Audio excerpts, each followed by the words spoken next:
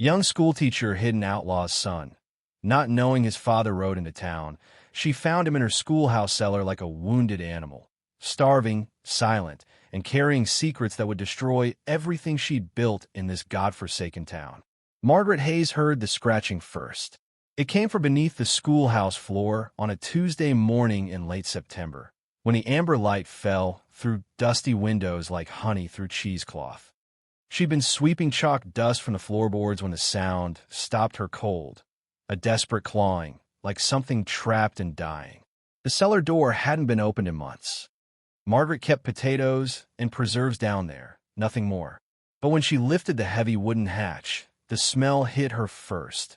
Unwashed skin, fear, and something else she couldn't name. Something wild. The boy couldn't have been more than 8 years old.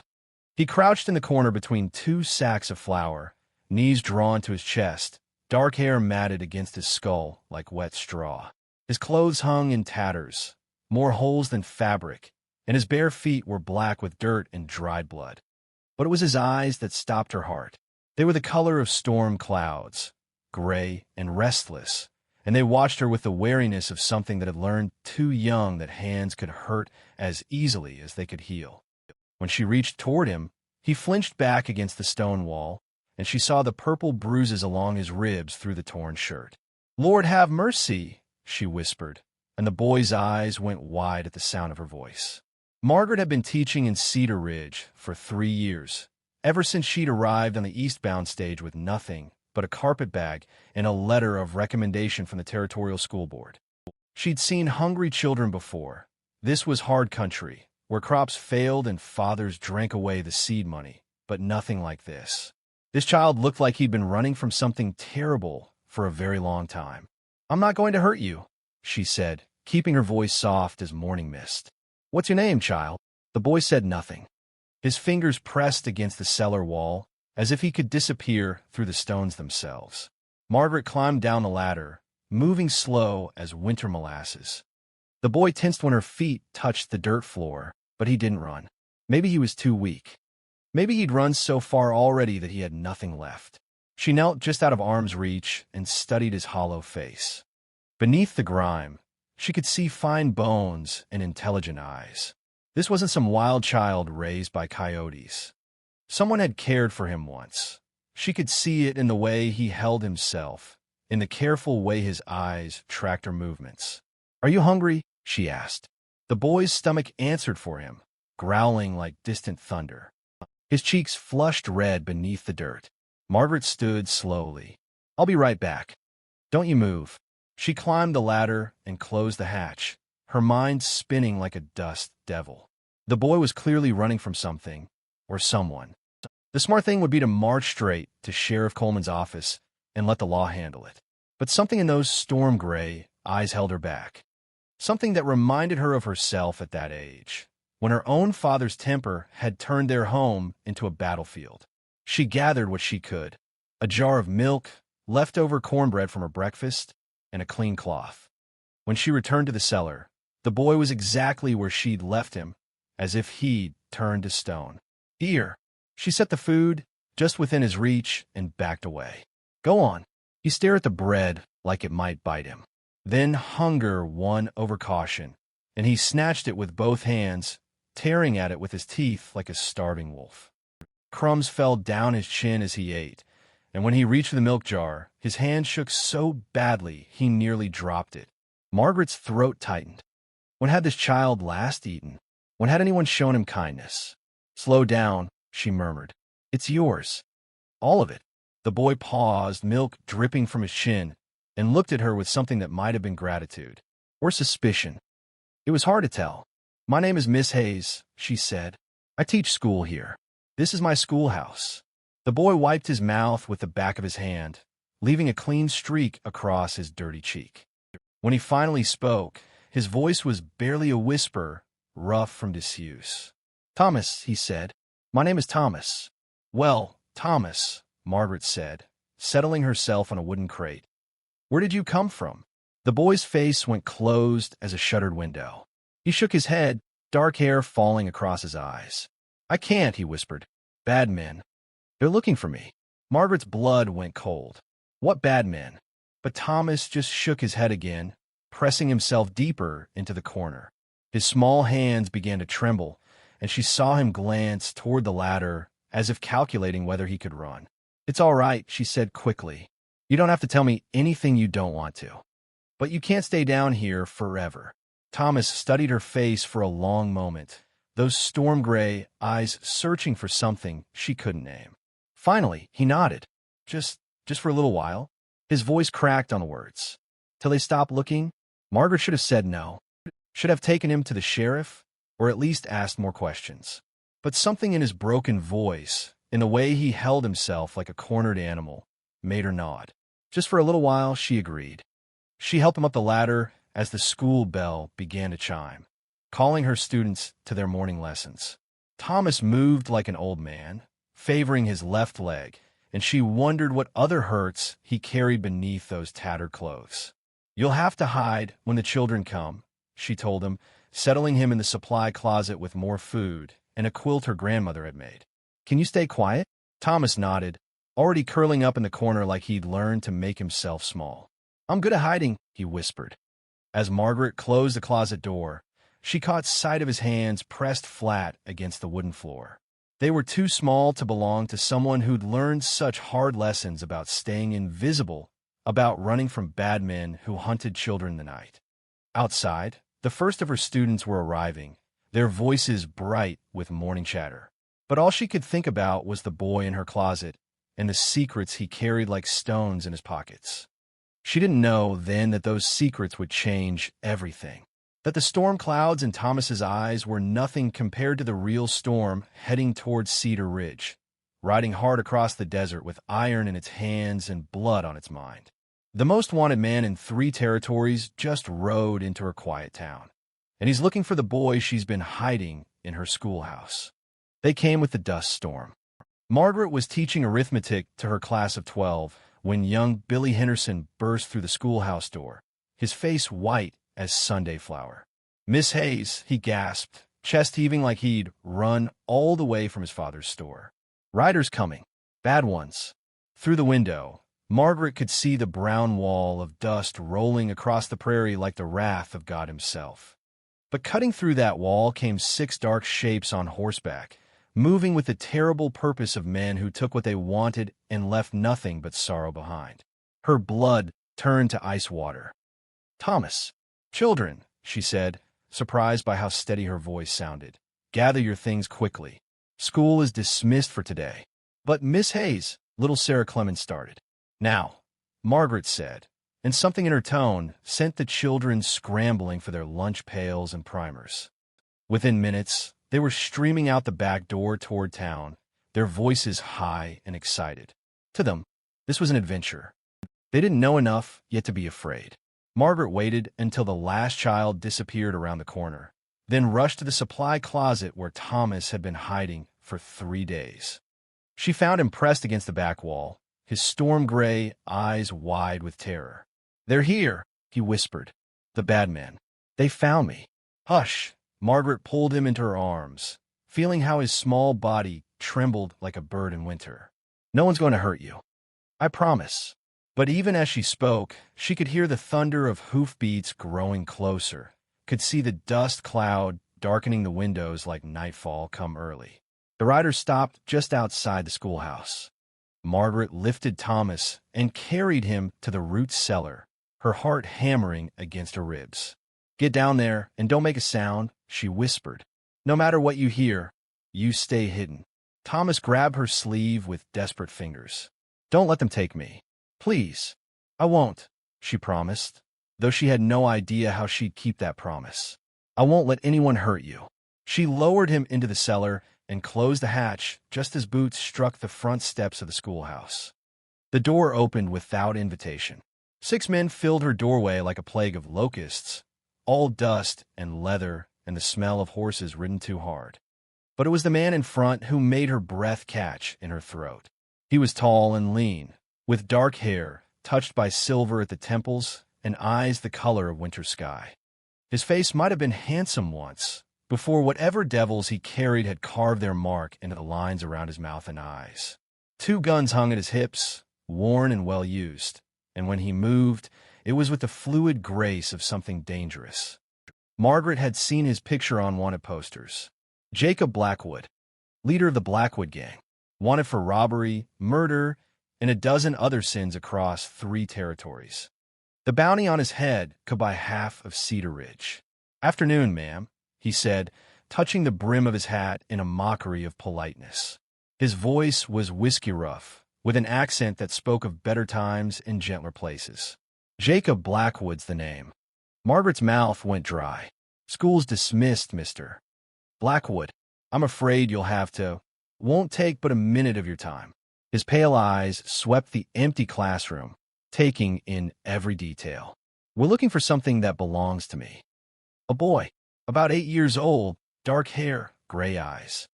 Goes by the name of Thomas." The world tilted sideways.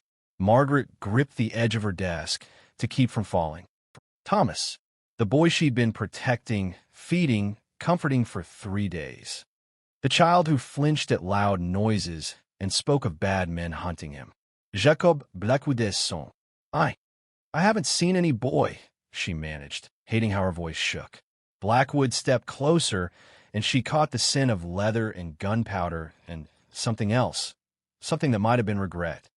Behind him, his men spread out through the classroom like wolves circling prey.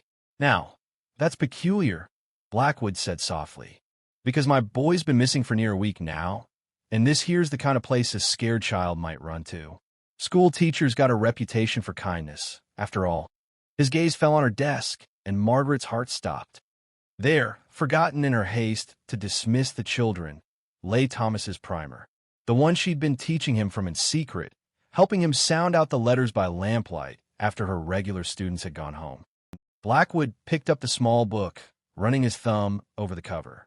When he looked up, something had changed in his face. The cold mask had cracked just a little, revealing something raw underneath. "He always was quick with his letters," Blackwood murmured, more to himself than to her. "His mama taught him some before she—" He stopped, jaw tightening. Margaret found her voice. "Mr.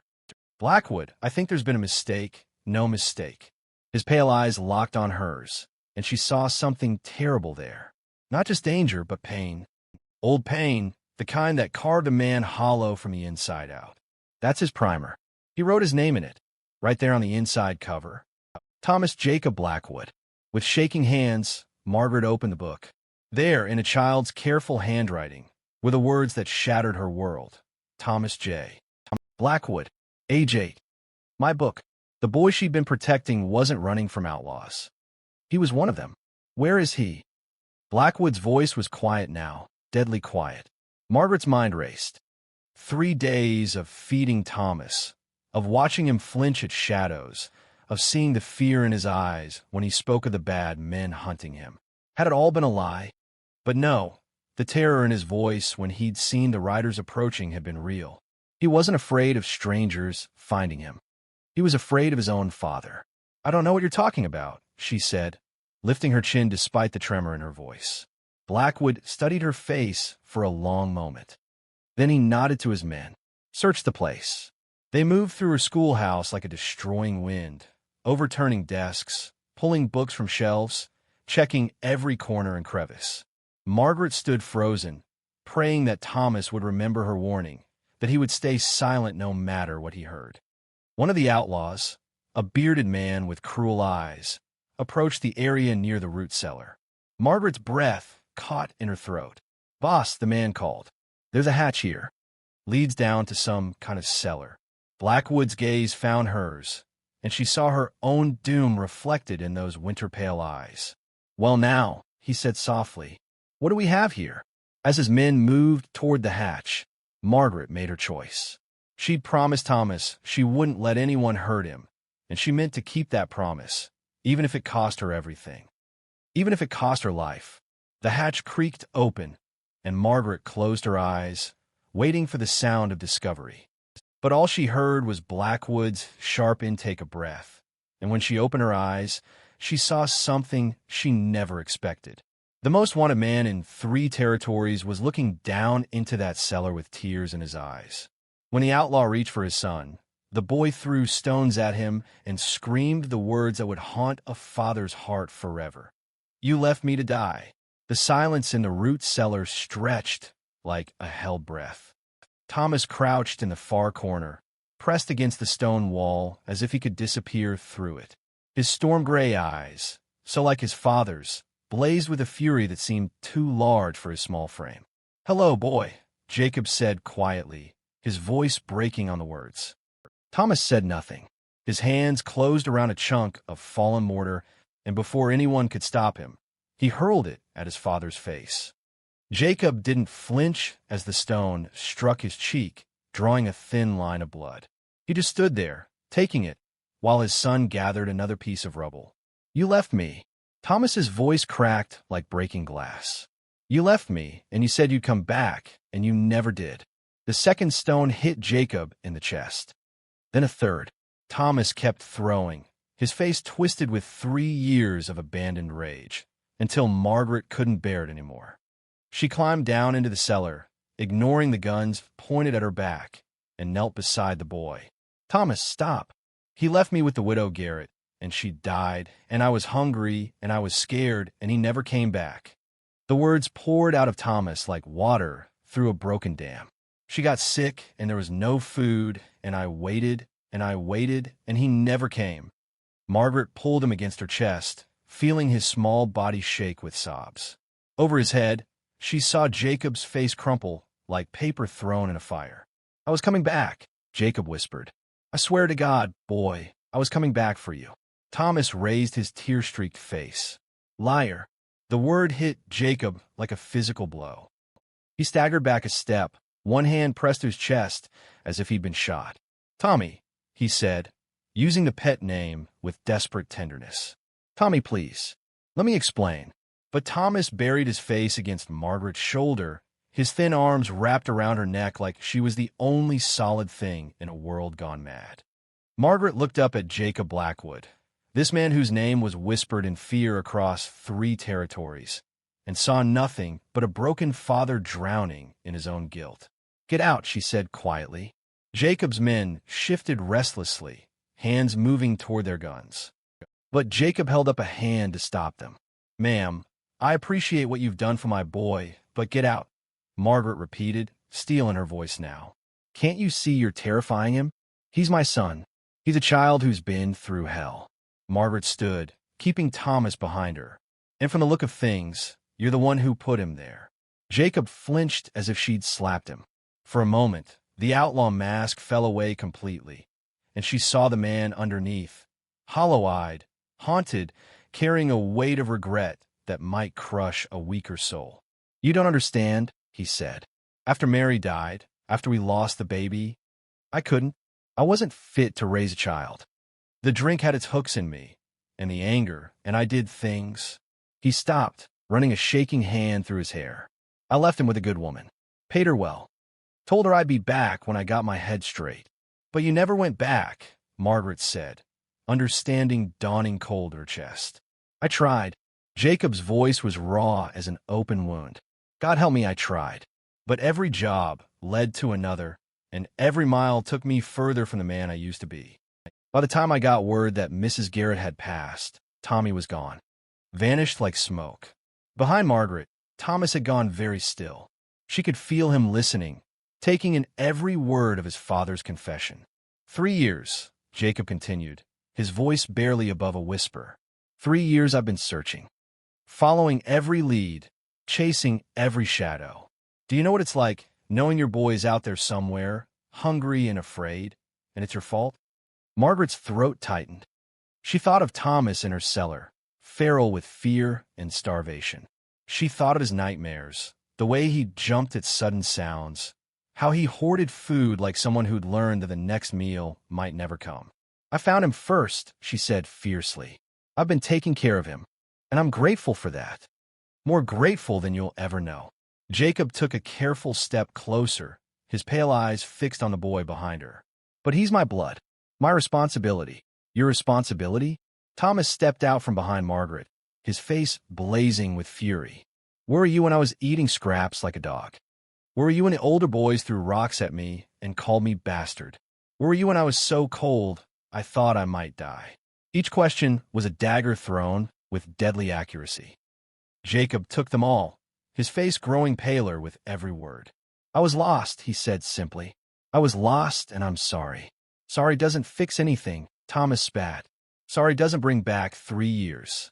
Margaret watched father and son face each other across a gulf that seemed wider than the prairie itself. Two pairs of storm-gray eyes, one burning with hurt, the other drowning in regret. Above them, she could hear footsteps on the schoolhouse floor. The townspeople had arrived, Sheriff Coleman's voice mixing with others, all of them talking in low, urgent tones. They'd be armed, she realized, ready for a fight. Jacob heard it too. His hand drifted toward his gun, old instincts taking over.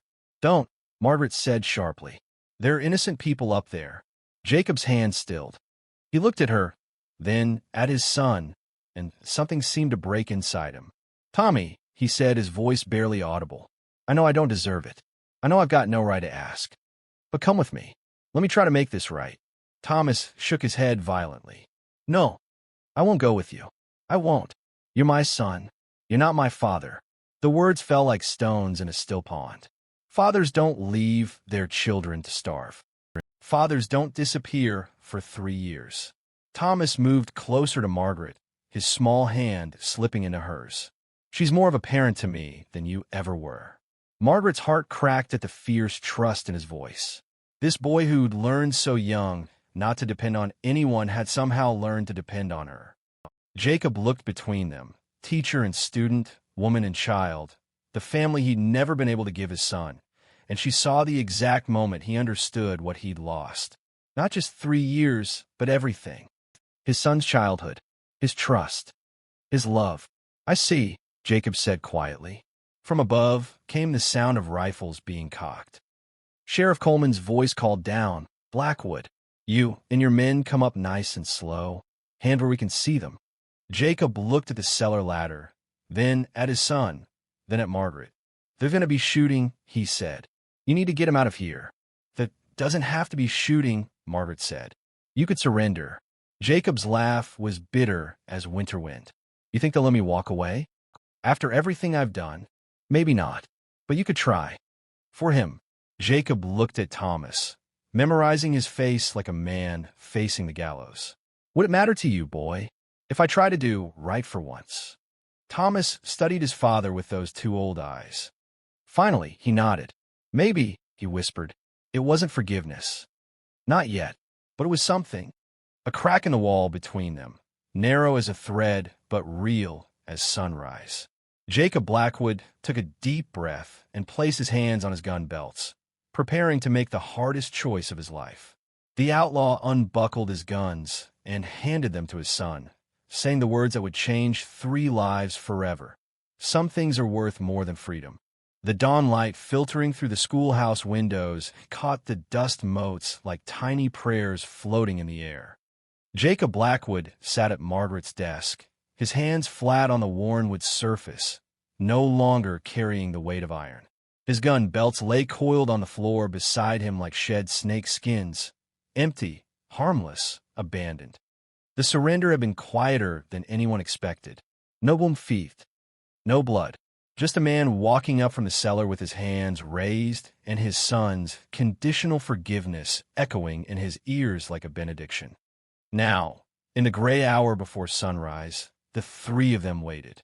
Sheriff Coleman had agreed to give them this moment. One last conversation before the law took its course. Outside, his deputies kept watch, but here in the schoolhouse, there was only the soft sound of breathing and the weight of words that needed saying. Thomas sat on the bench nearest the window, his legs swinging slightly, not quite reaching the floor.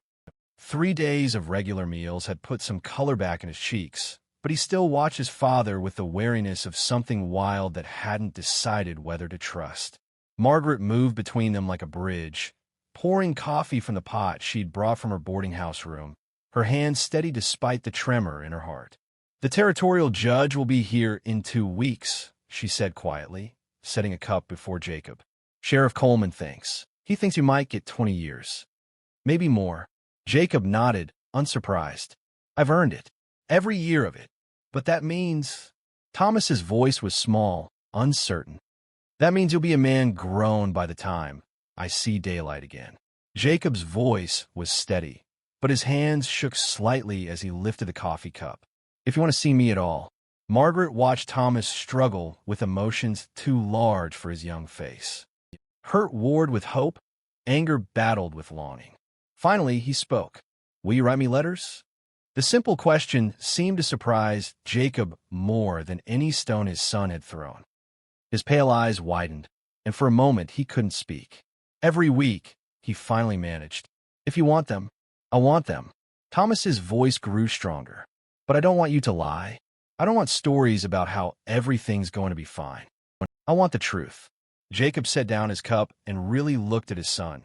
This boy who'd survived abandonment and hunger and learned to see through pretty words to the hard reality beneath. The truth, Jacob repeated slowly. All right, boy, here's the truth. I'm going to prison, and I deserve it. I've done terrible things, killed men, stolen from folks who didn't have much to begin with. I became something that would have made your mama weep if she'd lived to see it. Thomas flinched at the mention of his mother, but he didn't look away. But here's the other truth, Jacob continued. Losing you is the worst thing I ever did. Worse than any crime they'll hang on me. And if I could trade every day I've got left to give you back those 3 years I stole from you, I'd do it without thinking twice. Margaret felt tears prick her eyes. She'd seen Jacob the outlaw, cold and dangerous. But this man, broken and honest, and trying too late to be a father, this was someone different entirely. Miss Hayes has been taking care of me, Thomas said, glancing at Margaret with something like pride. She taught me to read better, and she makes good cornbread. And she doesn't drink whiskey or yell or hit. Each word was carefully chosen, Margaret realized. Thomas was showing his father what good parenting looked like, what he'd been missing all along. Jacob's jaw tightened, but not with anger. With shame so deep it seemed to cut him in half. She sounds like a fine woman, he said, looking at Margaret with gratitude raw in his voice. Better than you deserve to find, wandering alone out there. She is, Thomas said simply. They sat in silence for a moment, watching the amber light grow stronger outside the windows. Soon, the rest of the town would wake. Soon, the deputies would come to take Jacob away. But for now, they had this, a pocket of peace in the storm of consequences. Thomas, Jacob said finally, I want to ask you something, and I want you to think hard before you answer. The boy nodded solemnly. Miss Hayes here, she cares about you. That's plain as sunrise. And you care about her too, I can see it. Jacob's voice grew careful, like a man walking on thin ice. If she was willing, would you want to stay with her? Let her be your family while I'm away. Margaret's breath caught in her throat. She looked at Thomas, this boy who'd crept in her heart like morning light creeping across the prairie, and saw her own desperate hope reflected in his storm-gray eyes. Would you want me? Thomas asked her, his voice barely above a whisper. Even though my father's an outlaw? Even though people will talk? Margaret knelt beside his bench, taking his small hands in hers. They were still too thin, still bore the calluses of a child who'd learned to survive on his own, but they were warm and real and hers to protect. Thomas Blackwood, she said, her voice thick with emotion, I would be honored to be your family, if that's what you want. Thomas threw his arms around her neck, and she felt his tears against her cheek, tears of relief, of hope, of a child finally finding safe harbor after years adrift in a dangerous world. Over his head, she met Jacob's eyes. The outlaw was crying too, but they were good tears, the kind that came when something broken finally started to heal.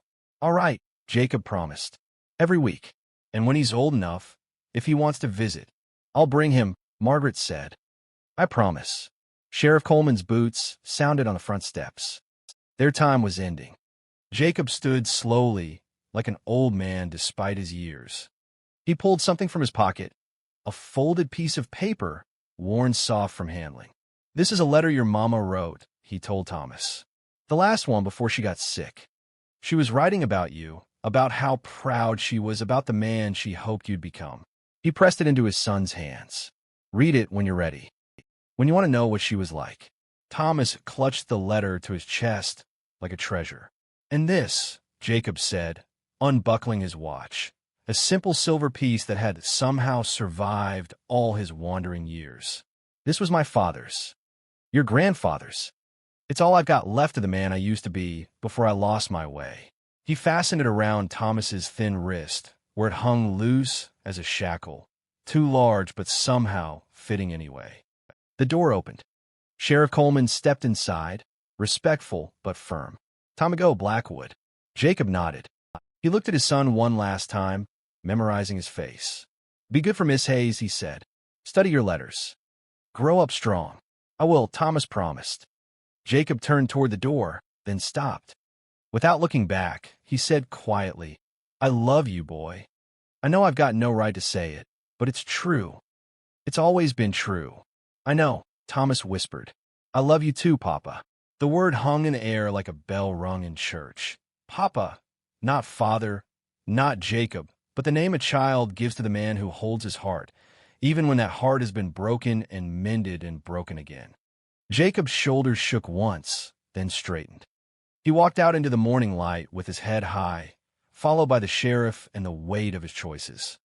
Margaret and Thomas stood at the window, watching the small procession disappear down the dusty street. The boy's hand found hers, and she squeezed it gently. "Will he really write?" Thomas asked. Margaret looked down at this child who'd become hers in all the ways that mattered. Not by blood or law, but by choice and love and the fierce determination to do better than the generation before. "He'll write," she said, "and we'll write back. And somehow we'll be a family. All of us in our own way." Outside, Cedar Ridge was waking up to another day of endless sky and hard ground, and the kind of hope that grew in the spaces between heartbreak and healing. Inside the schoolhouse, a teacher and her boy began the long, beautiful work of building a home out of love and second chances and the promise that no child should ever have to face the world alone. Some storms, Margaret thought, brought destruction, but some storms brought rain to parched ground, washing the dust away and leaving everything clean and new and ready to grow again.